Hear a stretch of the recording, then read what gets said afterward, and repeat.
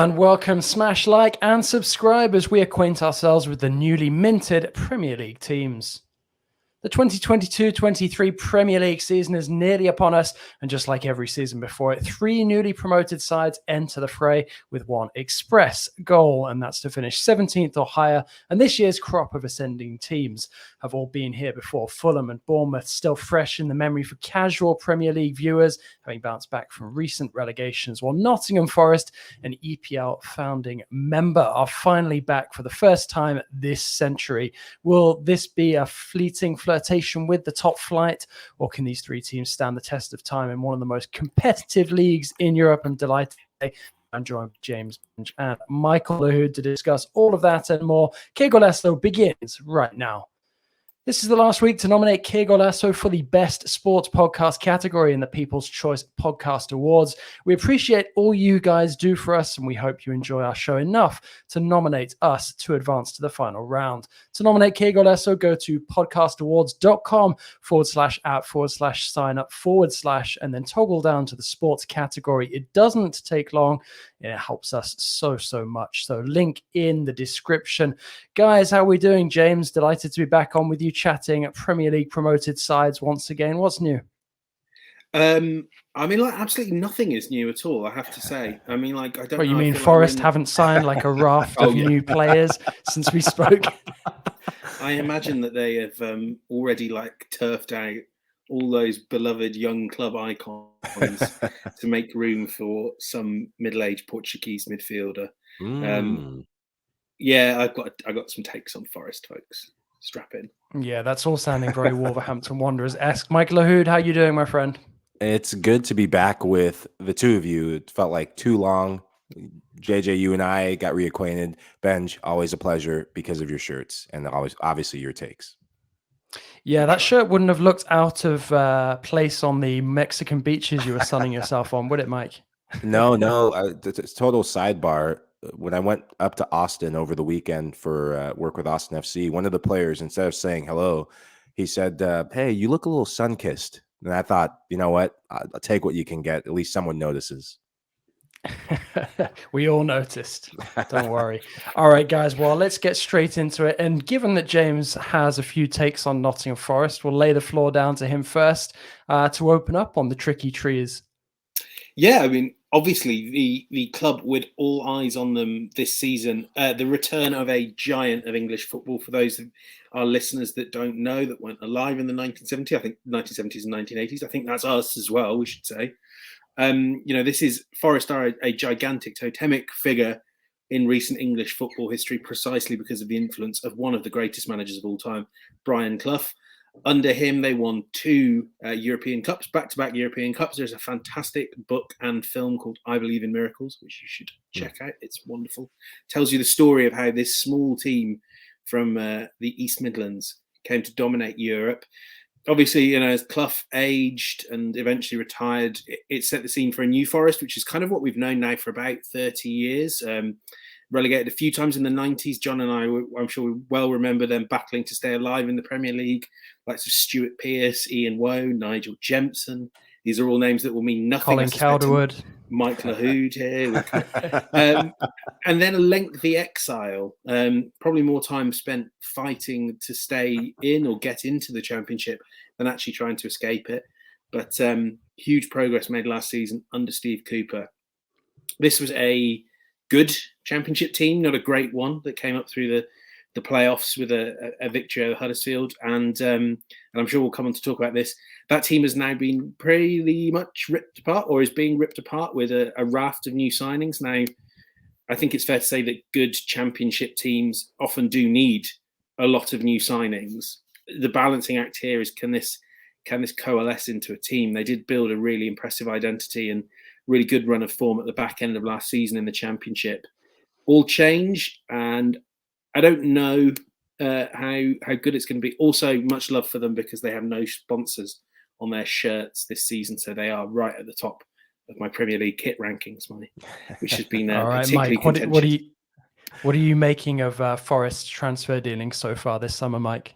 Well, Ben, speaking of kits, if their away kit is your shirt, I'm all for it. I will buy one in a medium, large, whatever it takes, because I'm all about your shirt. Every time I see it, it lights up the room, lights up our show, lights up the world. Now to business.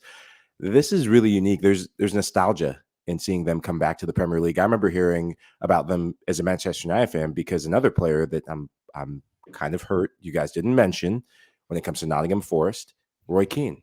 Before there was Roy Keane of Manchester United, Roy Keane of Nottingham Forest. He was the one that put Nottingham Forest on the map for me as a young football fan, and to learn through his book about what it meant to be there, the culture, how big Nottingham Forest was when he was growing up.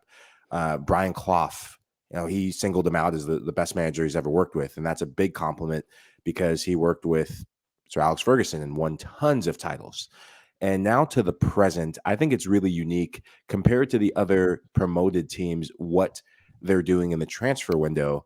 This is a Nottingham Forest team that is competing not just with the present day of Premier League hopefuls to stay up in the Premier League, but they're also competing with more of a storied past, I think, than the Fulhams or Bournemouth in the modern day Premier League. And that becomes a tricky situation. When you're a manager, do you reward loyalty to the group that's gotten you there, or do you reward new talent that you know is going to bolster your squad, that you know is going to make you competitive? And so far, Nottingham Forest is choosing the latter of saying, you know what, we need to up our talent level. We need to up the strength of our team, and we need to up the Premier League experience and European experience of the current squad that we have. I think as well. Sorry, go on, James. Well, I was just going to say they're not really hugely upping the Premier League experience of this squad, aside from Jesse Lingard, very much the lodestone at the moment of this rebuild. I mean, you have Dean Henderson in as well on loan, and obviously he's played quite a few games for Manchester United, but without ever kind of really having the pressure of being a Premier League #1 goalkeeper. And we have to say as well, it is so different being in goal for Manchester United compared to a team like Nottingham Forest that we expect to give up a lot of shots. A lot of business here being done in the Bundesliga.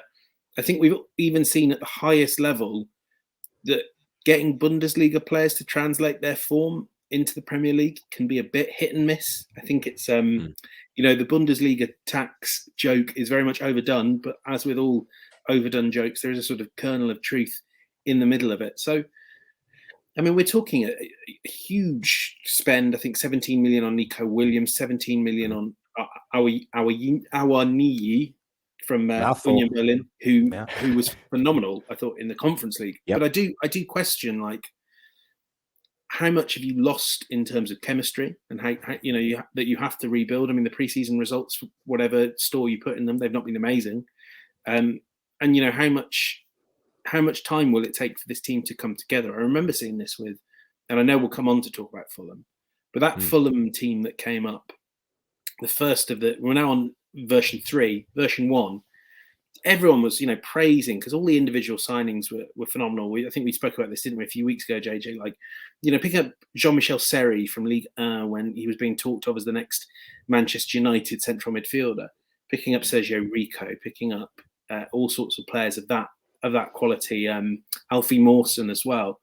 We were all rushing to praise it, but the team, no one knew the best 11 at that club until late December at best. And I think that's my major worry with Forest, is how could Steve Cooper know his best 11? There is a defined style of play.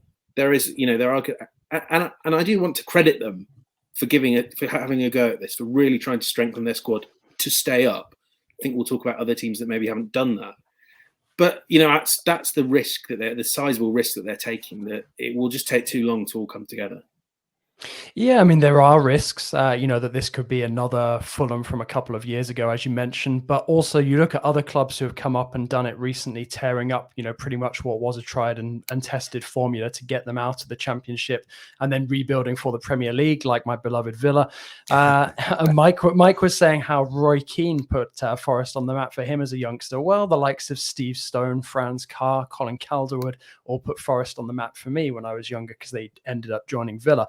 But Villa were one of those teams who, when they came up from the Championship, they spent big, went for a lot of the kind of profile of players that James was mentioning, that, don't necessarily have Premier League, pedigree just yet because they hadn't been tested in it. But, they were earning rave reviews in their respective leagues. And Villa ultimately managed to get just about enough chemistry, to get it over the line with a big helping hand from VAR, must be said. But, ultimately that was a gamble that paid off. And I think that's perhaps the kind of example that Forest are looking at, to try and follow or to try and set their blueprint. But, I think as well, it does, unfortunately for him, put Steve Cooper in quite a difficult position because the pressure is really going to be on for him from the beginning of the season. What do you make of that, Mike? I look at the Forest team from last year, and whenever a championship team comes up to the Premier League, I always start with the goal scorers because those are the players that are going to make or break your season. Can they translate to the next level, to the highest level in world football? And they have a youngster in Brennan Johnson, Welsh international, led the team in goals, I think 19 goals. And he was their EFL playoff run hero, scoring the 2 goals in the semifinals. And also, speaking of Villa, it looks like they might be losing out on Keenan Davis, who Steven Gerrard has put a £15 million price tag on if Nottingham Forest are going to try and pry him away. He was on loan last season. And I've got one thing to say about Davis. He's the best striker you can find sort of in his age group until you ask him to finish a chance in front of goal. He's got everything apart from finishing. That's well said, because 5 goals for a player of his pedigree that has everything, as you said, the physical nature, the movement in the box. It's just a little thing about getting that round ball with I think the panels in the back of the net, which is what Premier League strikers are paid to do. Hence why reinforcements. I think getting Taiwo from Union Berlin is a very important signing for them because it's the fee that they were able to get. I was shocked that he went for that little, because he was a menace in the Bundesliga. I got to watch him in the last few months, where Union Berlin, they secured 5th place. Whenever you have a player who puts a team on his back, I think that translates very well to coming to a Premier League team that's newly promoted, because he's going to have to do that. He played against Union Berlin in preseason in one of the recent matches, and it wasn't for a lack of chances. And I think ultimately, once those chances start falling his way, a la a Patrick Bamford for Leeds when Leeds came back up, that's what the saving grace of this Nottingham Forest is going to be. I think their strength is going to be in that front 3 of Johnson, Taiwo, and Jesse Lingard. And Jesse Lingard is going to have to play like Messi Lingard, not the Jesse of old who was the breakdancer for Manchester United. I would also throw out some players I'm really looking forward to seeing in the Premier League, because one thing we have to say about Forest, even in the hard times, magnificently productive academy. And these are the guys, and not all of them have, actually, now I mention, I think 2 of the ones I'm most excited about have come up right the way through the Forest Academy. And what a story that would be. Ryan Yates, wonderful box-to-box midfielder. I often play Nottingham Forest as my Football Manager save, because they've normally got a little bit of money in the Championship. They've got, like you say, talented youngsters, and they're a fun team to build around, and you feel like you can take them somewhere. Ryan Yates is wonder kid for me every time, season in, season out. I get goals from him. Give him the arm. The modern Chris Cohen, who was my hero. He is my university saves. Is this, and what's the other guy? Michael Duff. That's the levels we're talking of happiness I get from him, and also Joe Worrell. One of the Championship's best players last season in terms of progressive passes, my Y Scout tells me. A really modern, high-quality ball player that's been linked with the Premier League for so long. And I think part of the excitement is that you kind of know that if it hadn't happened now, for players like, as Mike was mentioning, the standout academy graduate, Brennan Johnson, Joe Worrell, Ryan Yates, if it hadn't happened now, they'd have gone somewhere else, and great for their career. But I think we all want to see Forest blend these new signings with this fantastic group of youngsters they have. You are talking one of the underappreciated great academies of English football here at Forest, and I do hope that, and I'm certain, because Steve Cooper is a World Cup winner at youth level, there is going to be a commitment to youth, I'm sure. And if you balance that out with the top tier talent that you've got from the Bundesliga, that you've got from Man United, maybe you're okay. I'm really torn about them though. Yeah, I think there's a big temptation to say that they'll do a lot better than they probably will do. And I think at the end of the day, anything, sort of, just above the relegation places will be acceptable. Just have to consolidate, keep yourself in the league, and then build from there. Well, let's move on to Bournemouth, who obviously have been in the Premier League more recently than Forest. And Mike, I'm going to throw it down to you to start with, to look at what Bournemouth have or haven't been doing much of so far this summer, because they seem to be fairly inactive, given what you, I think, would fairly judge as, quite a relatively weak squad for the Premier League. Yeah, this is one of the clubs that I worry about most because of the inactivity. And I think Scott Parker's putting a lot of faith in English talent, which is good for the English game. But let's look at some of the players that he's putting faith in. Let's start from the back. Give a round of applause for Gary Cahill making a Premier League return, the former Chelsea captain, former Chelsea legend. There's going to be a lot of stock. Aston Villa legend for a bicycle kick I against forgot Birmingham about that City. team in Birmingham. Was he at Blackburn as well, or am I making stuff up?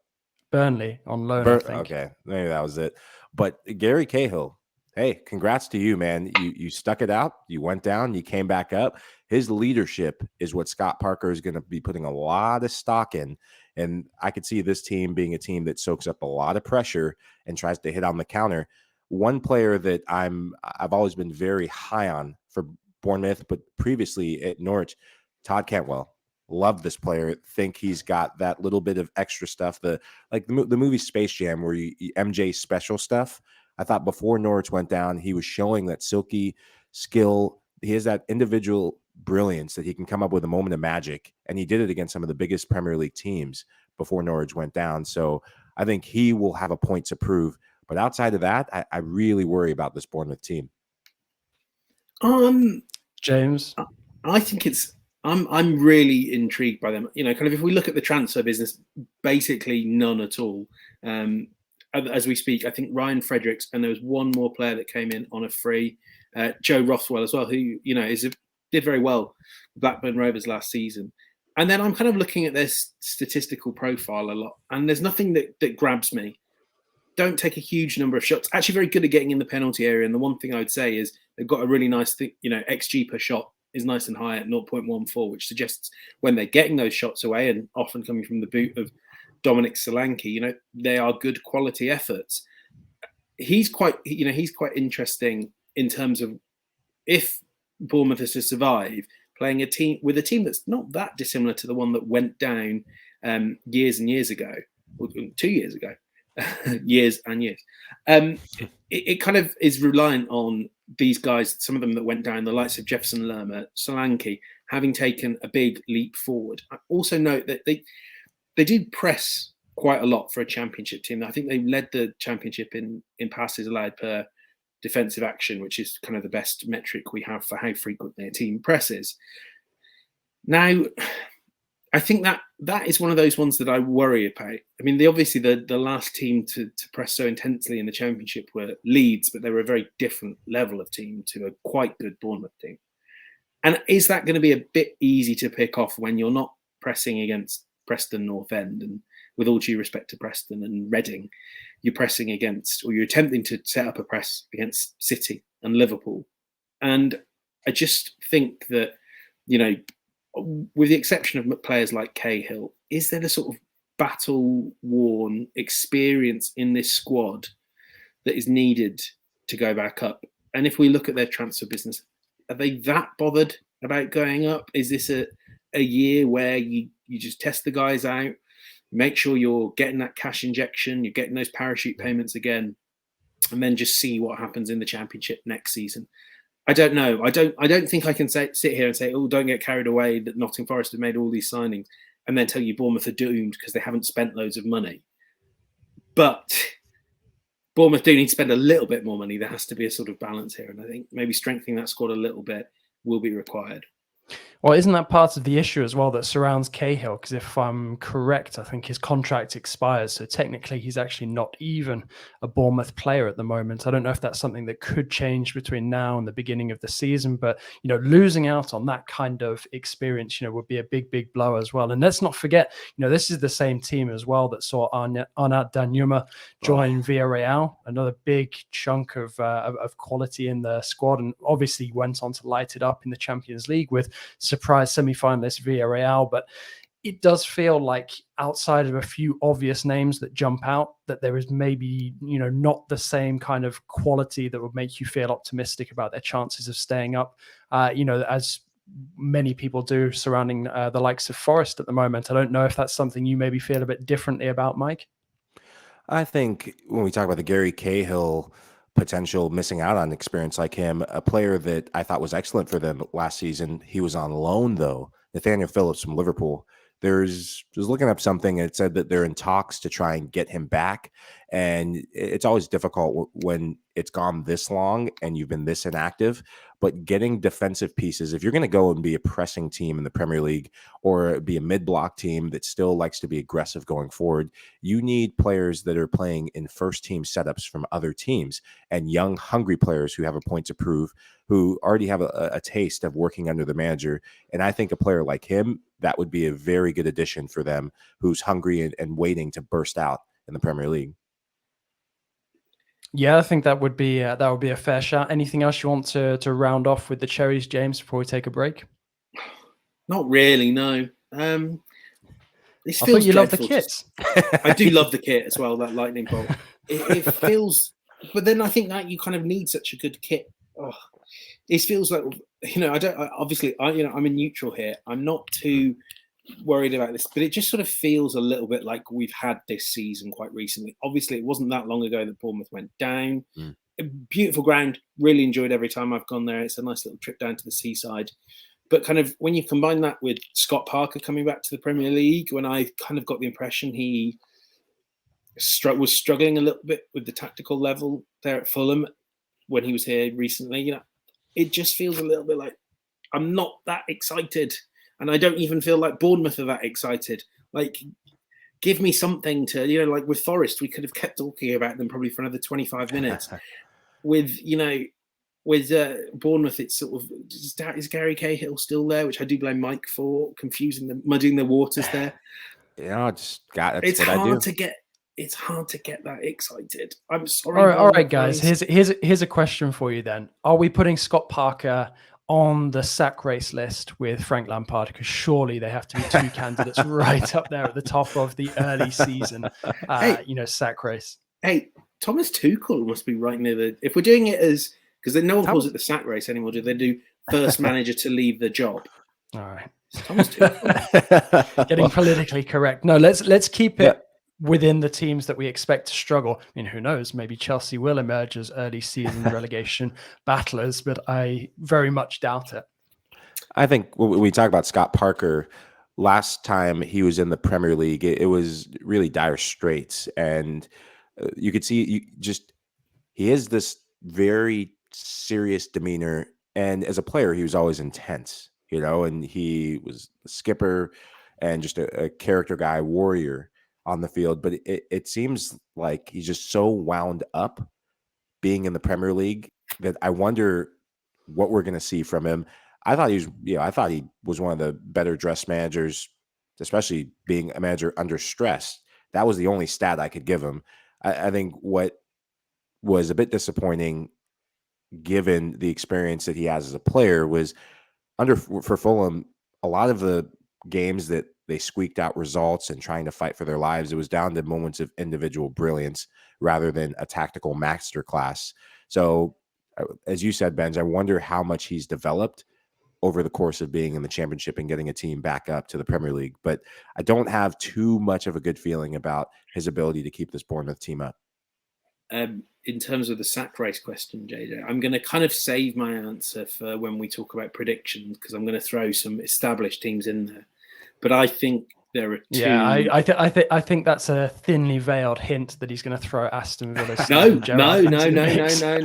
I think Steven Gerrard's a really good manager. I think there are two teams who finished last season fairly poorly, who may at some stage reluctantly have to dispense with their managers. But I might save that for the predictions and encourage All people right. to listen on. The intrigue has been set. We're going to take a short break and then we're going to come back and chat Fulham. We are a nominee for the Best Sports Podcast category in the People's Choice Podcast Awards. Vote for Qué Golazo at podcastawards.com/app/sign-up/ and then toggle on down to the Best Podcast category. The link is in the description. Welcome back, everybody. We're going to get straight into it and look at the third promoted side to the Premier League and assess their potential survival chances. Fulham, James Benge, I know that you have a fair bit to say on Fulham over the last couple of years. So what are you making of this summer so far? I mean, the summer was, I think it's very clear that Marco Silva wanted a bit more quality added to his squad. But I think kind of when we start, we need to remember the level at which Fulham performed in the Championship last season. We talk about this as Mitro, but it wasn't. They were across the board the best team in the Championship by a country mile. And that doesn't kind of guarantee anything in the Premier League. It's very different. You play very different teams. But you're talking about a team that put up 106 goals. Obviously, Mitrovic scoring 41 of them. I think that they averaged about 2 expected goals a game. So it wasn't even like these were all bizarre hot streaks. Obviously, as you can imagine, every attacking metric, they lead the league by absolutely miles. 93 expected points. The last team to come up from the Championship that had looked this good in the Championship were Leeds. So I do think, that you could make the case then, and these obviously, as we say, are players that have been battle hardened by 2 relegations. You could make the case that all you need to do is hone around the edges to add some injections. Pre-season would not suggest that's the case. They've just been thumped by Benfica. There's a lot of frustration about the business that's being done. Kind of, as I understand it, some of that is going to progress quite quickly. They've just brought in Kevin and Mbabu. I'm told they're quite close to an agreement with Arsenal for Bernd Leno. So a new right back, new goalkeeper, 2 new players in midfield in Andreas Pereira and Joao Paulinho. I'm getting interested. I know when we spoke about on the Everton pod, I was quite dismissive and thought they'd go down. I'm coming round. I'm coming round to Fulham staying up. And also, anyone that's thinking of next season, I'd love to do a trip to England or go to a Premier League game.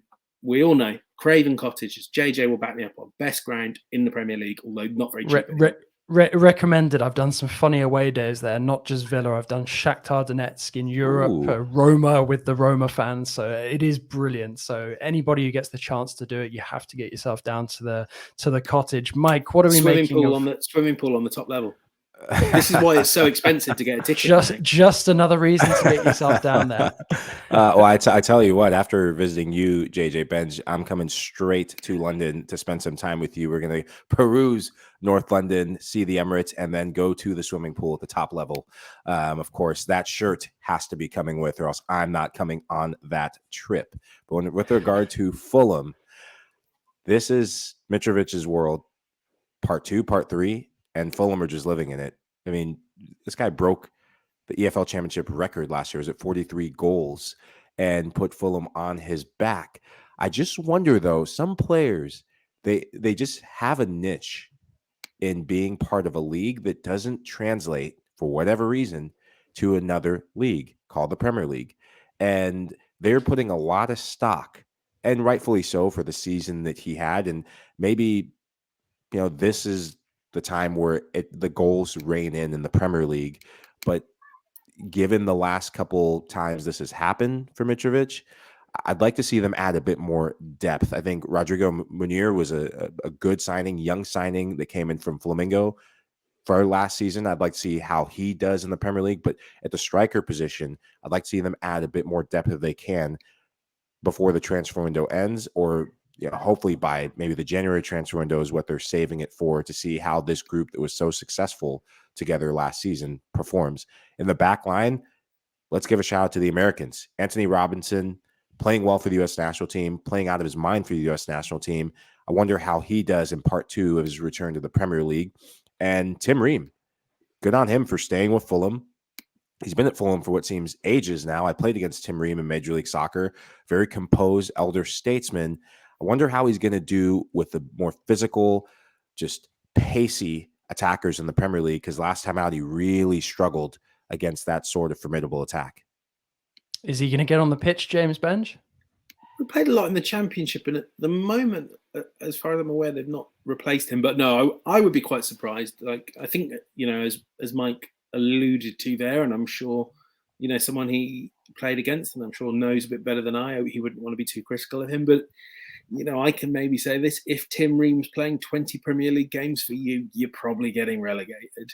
But this is I would think that there will be business done. We've seen with Fulham, and maybe my critique of their past 2 seasons would be, and just what we were saying earlier, they leave it a little late to get these players in. I want my centre back and my goalkeeper and my right back. I want them in quickly, doing reps, especially when we're talking about a season that starts with them with some tough games, and there's 5 games before the window closes. I would certainly, Tony Khan can ill afford to just let those games go past, and Shahid Khan as well. But I believe Shahid Khan just effectively he translated some debt that the club owed to him into shares, so freed up a bit of cash at Fulham to maybe strengthen that squad a little bit more. I know that his son Tony, who's the director of football, was very much talking about how they can't just throw money at these problems. They do have to live within their means. I mean, Fulham fans will tell you those means have been improved a lot by the price that they're charging for tickets, which is exorbitant. Just on Mitro, I mean, it is sort of, I don't disagree with Mike. We're looking at a player that scored 24 Premier League goals, 9 assists in quite a few games. He's key for Serbia as well. He plays well for Serbia against teams like Portugal. He gets goals when he's up against a Pepe in central defence. Like, when he got a good run of it in that first season, he did end up with 11 goals. I haven't checked. I'm sure a fair few of them are penalties, but 11 goals now is not anything to be sniffed at. If you've got your main striker scoring that, you probably need another player or 2 to weigh in with 7 or 8. But 11, it's not bad. We're not in the era where, you need a 25-goal striker to keep you in the Premier League. And then the most recent season, Scott Parker just didn't trust him. It was the running tail of Fulham's promotion that Mitrovic couldn't get on the pitch. This guy, we say this, does his game not translate to the Premier League? He's strong. He moves really well. He's good in the air. His left foot is fantastic. His build-up play, I've watched a lot of Fulham over the years because, as we say, great ground to go to. His build-up play is very underrated. I refuse to believe that you can't turn him into a Premier League striker, a Premier League striker who can be in a team that survive. I'm really talking myself around to this Fulham team, and I worry I'm going to look foolish because, especially when they came up the first time, I think I was talking about them finishing top half, and there is room for improvement. But they were so good in the Championship. And Marco Silva does know what he's doing in the Premier League. I like this team a lot. A bit, maybe. I mean, I definitely think that there are reasons to be optimistic. And as much as I'd love to bang on to you guys about Niskins Cubano and Anthony Knockaert, I mean, you look at some of the other bits that have been added to the team this summer. Harry Wilson, I think, is a smart addition for a newly promoted side, especially given how his loan went with them last season. Manos Solomon, I'm really curious to see how he adapts because he's somebody who's been highly rated now for quite a few years. Kevin Babu, who James mentioned earlier, somebody who's been a consistent performer for Wolfsburg, despite the fact they've gone through a fairly tough time, was playing Champions League football last season. So, I think if they do manage to get the Bernd Leno deal over the line and then can perhaps turn their attention elsewhere, there is a fairly solid squad that's going to emerge for Marco Silva in the end. It's just, unfortunately for him, I don't think the timing is quite there. So it could be that they suffer, a fairly slow start to the season, but they could be a slow burner, one of those teams that kind of picks up around Christmas time and then really starts to find their feet, a la Newcastle. But obviously, for that to happen, Newcastle had to make the managerial change. So fingers crossed for Marco Silva, who, like you said, does have quite a bit of Premier League experience now since he's been in England, been coaching Hull, Watford, and Everton, and now Fulham. So, somebody who definitely, sort of knows what it's going to take for this Fulham side to stay up. It's just a question of whether he can get them to gel, pretty immediately. Mike, is Marco Silva the man to keep Fulham up, or do you think that he's going to be one of the bosses facing the chop early doors? Absolutely. I think he is the man to keep them up because of the experiences he's had in getting chopped and changed.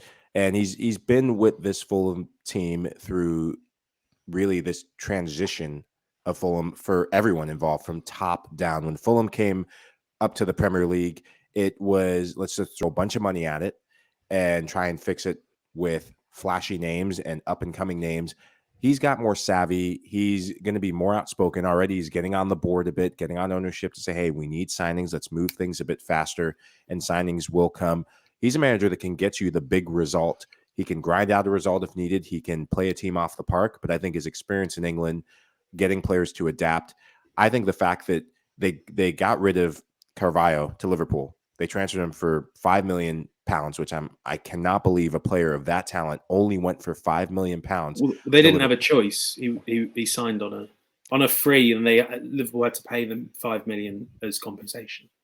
£5 million for a attacker like that is still like, wow. It's more kudos to, I say that to say what a talent he was for Fulham last season, to miss a player like that who was so pivotal to Mitrovic's goals, and now replace him with a player like Andres Pereira, who on his day, he can provide you with that magic. I think they're filling in some of that void from last season through him, and then just building down the spine with the pending arrival of Leno. I think that is going to really bode well for this Fulham team, and because they have the right manager. Yeah, well, we will see if that turns out to be the case. Now, James, you hinted at some intrigue for this next part, so we're going to break into our predictions. I'm going to put it to you now. Who will be the three teams who ultimately end up getting relegated from the Premier League, and who are your surprise candidates to potentially be sucked into that relegation battle? Yeah, so I have, obviously, as you could tell maybe from our conversation earlier, Bournemouth, I think, are going to go down. And I don't think there's probably anyone here that would really debate that too much. Forest, I just look at it and I just think it's too much that needs to come together. There are too many unknowns there, and I worry that they will go down. But both my favourites for the sack race and the sort of teams I think might drop into this race, and I struggle to pick one. Southampton are doing the sort of really excellent business that you would say a model, well-run club should do, buying young, the likes of Bazuanu, Romeo Lavia as well, adding to Livramento and guys they've picked up before. It's a great way to run a club if you can't get relegated, but they might. And therefore, I worry that for Ralph Hasenhüttl, obviously he has huge backing, and Southampton have stayed with him and by him through thick and thin and 9-0s, multiple. So for that reason, the guy I think may lose his job quite early and whose team may get relegated, and I would actually put in 18th, and this is quite left field, is Wolves, who were pretty atrocious in attack for most of the season. Once you go and wipe out those early games where they tried some more attacking stuff and it didn't work out, they were massively outperforming their expected goals. They have lost now, as we speak, they've lost their star striker, Raul Jimenez, who obviously has also struggled for many other reasons. I don't see where the goals come from. João Moutinho is only going to get older. I wonder if Ruben Neves can keep it up, and if they can keep hold of him. Say he has a great World Cup, Manchester United may well come calling. So I have Wolves going down, and therefore I think kind of in those circumstances you have to think that Bruno Lage might be losing his job quite early in the season. Yeah, that's an interesting shout. You know what? I'm gonna take this one back to the conversation that we had about a week ago. I'm curious now that James has moved Fulham out of the relegation fight for the moment. We discussed Everton at length, so I think everyone accepts that even if they won't necessarily be in the bottom three, they're probably going to be scrapping away against it. But the club that I still think, despite the signing of Ben Mee, may well struggle down towards the wrong end of the table is Brentford. I still don't see enough within their ranks at this moment in time. And obviously that could change between now and the beginning of the season to suggest to me that they're going to find it easier the second time around. We've seen the likes of Sheffield United struggle with that second season syndrome. Do you agree with that, Mike? Or do you have a surprise candidate? Are you gonna troll me with an Aston Villa shout? No, geez, am I that predictable now? If I am, I'm sorry. No Villa shout. Benj, before you got Gabriel Jesus, I was going to say Arsenal, but I'll stay away from those two. Yeah, you know what? That might be for next show to discuss, because I'm very high on this Arsenal team right now. I'm going to go with Everton. I think that there is more problems than meets the eye, and last season there were a lot of problems. They just lost one of their leading goal scorers in Richarlison to Tottenham, and when you look at this team, the identity, I don't really know what type of team they are, and I don't think Frank Lampard really does. And it's preseason, but whenever you go to the States and you get walloped 4-0 by a Major League Soccer side this close to the start of the Premier League, it's a bit of a rude awakening for what could be coming Everton's way. It's sad to see even Americans talking down MLS soccer. It's so imagine if your colleagues at Austin FC could hear you talking about this, the ignominy of losing if you're an English team. Des has put this in the chat. This is how we'd headline this. Former MLS player denigrates MLS. This is so sad, so Eurocentric. It's we're supposed to be MLS on MLS violence. I'm just saying, from a lover of the game, for a former respect Spanish point for Frank Lampard, if you're a Premier League team, the MLS is not the Premier League. Played in the MLS. I've been on the bad end of results against teams getting promoted, teams in the Premier League. I think that the fact, typically you don't see results like that this close to the start of the Premier League season. Now, mind you, the Premier League season starting earlier than in seasons past. But if this wasn't coming off the heels of a tumultuous season for Everton, and there's definitely reasons for that, Carlo Ancelotti going to Madrid, Frank Lampard coming in at the last hour to try and save this team, which he does, barely. There's just too much going on for Everton, too many cracks in the pavement still for me to say that they're going to survive. So just so I've got this straight, Mike Lahoud, former MLS player, is saying Frank Lampard should have resigned on the spot because he lost a match to an MLS team. Have I got you correct there? No, that is far from correct. You were putting words in my mouth, Benj. I'm not going to stand for that. JJ, pick it up. Pick it up. No. Pick it up. Well, maybe if Everton do end up, axing Lampard early in the season, you'll have Rooney withdrawn from his loan spell with DC United and coming all the way back to English shores. All right, let's try to narrow this down now to a solid 3 that we think are going down. So I think the only team at this moment in time that we have unanimously going down is Bournemouth. Is that right? Yes. Yep. Yeah. Okay, so we've got one of 3. So we'll start through the promoted sides. James said Nottingham Forest to go down. Mike, you agreeing with that, or are you saying that Forest stay up? I think they go down unless they can continue to work a few more wonders in the transfer window. They've already done well to get some reinforcements, but I don't think it'll be enough. All right, so that's 2 out of 3. I still think that Forest can do a Villa and survive on the last day, if not before, but we will see. So for the moment, we have Bournemouth and Forest. Fulham, are we all feeling optimistic enough about them that they managed to stay out of the drop zone?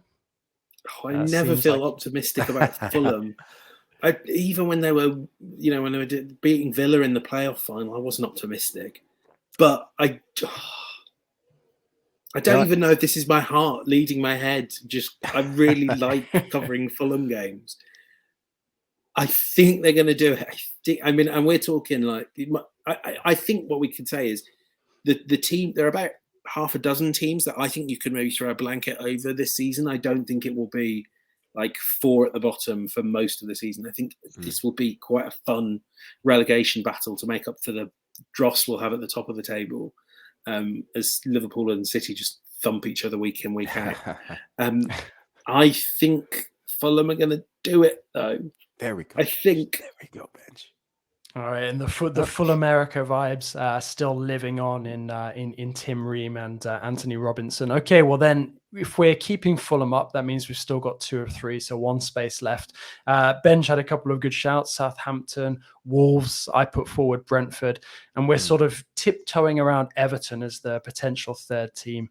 Do we have a unanimity for one of those clubs, to fill that relegation zone with Forest and Bournemouth? Mike, you feeling any one of those 3? Yeah, I know you said Everton, so I guess that's 1 vote for them. James, the Toffees, are they going to stay up? I think it's not. I think it's a fair compromise. That is the spirit we must bring into these podcasting endeavors. And my slightly mad, I get to write a column on this, so we can compromise here, and I will go away and write a column where I say Wolves are going to get relegated. So in the spirit of equanimity, and also because this way I'm covering my back, I can say, well, on the podcast I said Everton will go down. I'm going to agree with Mike on Everton. Yes. So I don't know if I can say any more on Everton, Frank Lampard, because I don't want to be the ultimate denigrator of Major League Soccer. So you've already done enough damage, Mike. Ben's column, Michael. They're bringing apparently they're bringing Dwight McNeil back into the Premier League, which I'm really excited about. I mean, I actually think it's a really good move for them, because what his stock trade, I was saying to someone yesterday, his stock trade is basically putting in balls into the box that look really good, and you would the commentator would say, oh, we had a right to expect that someone would be there. Maybe with Dominic Calvert-Lewin, someone will be there, but also he has been aiming at Burnley strikers for the last few years. So the fact that he's not been hitting their heads is questionable. I can't believe I've taken this podcast off on a Dwight McNeil tangent, but there you go. It sounds like the kind of service that Mitro could do with to confound his critics, his numerous critics. Oh, man. Never me. Well, I will throw a surprise shout in. That's it has MLS ties on a positive note. So a team that is putting a lot of stock into the American pile, Leeds United, and I'm very intrigued to see how this Leeds team does. It's Leeds Red Bulls 2.0. I mean, Jesse Marsch bringing a lot of his former players, is a lot of coaches and managers do. Tyler Adams, Brendan Aaronson's, the Americans who are on the rise for the U.S. national team, playing in the Premier League. Really excited to see them. But if they don't hit, Leeds could be in trouble. Jack Harrison had a phenomenal season last season, individual season. They lost Rodrigo, which is a massive loss. We're already seeing what he's doing for FC Barcelona in preseason. I think he's going to have a good season for them. And it's putting a lot of stock and pressure on the young Americans who I think could step up. And if they step up and hit, Leeds could make a surprise move up the table. But I think they're a team that we're not talking about yet, because it's a lot of new faces who all need to hit to have a successful season and survive. Although they do have one old face coming back who I think could make quite a big difference in Patrick Bamford. It's kind of hard to know, because everyone was so, when they were good, it was about putting that Bielsa assistant onto the pitch so effectively. And it's obviously clear that Jesse Marsch is honing that, making it a little bit more realistic and not the sort of one that might win 6-0 or lose 6-0. I mean, I'm also intrigued, the big, I think Mike Goodman was saying this on his podcast, so I'm stealing it. Everyone's sort of been saying, well, the fitness issue, that will hopefully be solved as well this year. But the big fitness problem they had was that Calvin Phillips wasn't available to them. Well, Calvin Phillips still isn't available to them. And I thought he was a huge part of what made Leeds one of the most fun stories of 2021. So can Tyler Adams really replace that? I mean, Mike, you probably know better than me. I have my doubts. I think Calvin Phillips, as is evidenced by the fact he's gone to City, will be really hard to replace. And I think that will make it hard for Leeds. And yeah, people keep throwing in teams into the mix that I think they could get relegated too. Yeah, I think that's a great point you make. And Tyler Adams is a different sort of player. I think what Calvin Phillips gives you on the ball, I mean, when he was younger, he was an attacking midfielder that Bielsa transformed into a deep line playmaker. We saw his quality in the Euros for England, his ability to get forward from that deep line position to dictate tempo. Tyler Adams is more of kind of that guy who covers a lot of ground, very fit, can play multiple positions. He will be the 6-4 leads, the defensive midfielder. And I think his ability to cover ground, I'm not saying he's N'Golo Kante, but that is the mold of that player. Almost has like a third lung in there. The guy who can graft and block shots and really allow some of your attacking players to stay higher up the field in transition. But it's a lot to ask of a player coming to the Premier League for the first time. Well, I think that's a fair shout. Now, time for final word, guys. We've already thrown a couple of unexpected teams into the mix for relegation. We've been speaking about Brentford, Wolves, Southampton. So final word from you guys in terms of how you're hoping the relegation battle shapes up. I just want that absolute insane last day drama that the relegation battle always. I mean, how good was last season? It ended with those Rafinha celebrations that might well have been a Renaissance painting brought to life. This is always the bit of the Premier League that delivers the stress, the strain. I don't think anyone can really understand just how earth-shattering relegation from the Premier League, especially our US listeners who don't even get to enjoy relegation.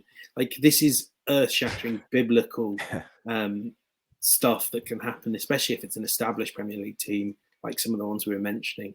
The tension, the drama is always unmissable in the Premier League, and I think it's one of the things that makes the league so great. James Benj bringing up Pro Rel. You're really sending Mike Lahoud into murky waters. Don Garber is going to be on the phone with us. Good thing podcast. I wore my diaper this morning. I didn't take it off. I know, letting out too much of my personal life, but good thing I have that on because it's just tingling stuff, Ben. Just this tingling stuff that you're putting out there. I think on my end, let's stay on the Fulham train. Marco Silva, just what he went through from Watford, Fulham, and now coming back to the Prem, I'm really pushing for him. And I'm going to give a shout out to my boy Cam Norris. He's a massive Fulham FC fan. Every year he pays homage to pilgrimage to Craven Cottage. And it leads me to this. I cannot wait to show up at your doorstep, Benj, with him. We're going to go to that rooftop pool, and we're going to watch and take in as Fulham FC beat Arsenal 6-0. I'm just going to predict it. I just want them to stay up just for that reason, so we could see this happening in sometime in the near future. But no, really pulling for Marco Silva. I think he's a really good coach. He's a character guy, and I think he'll have his team ready for this Premier League season.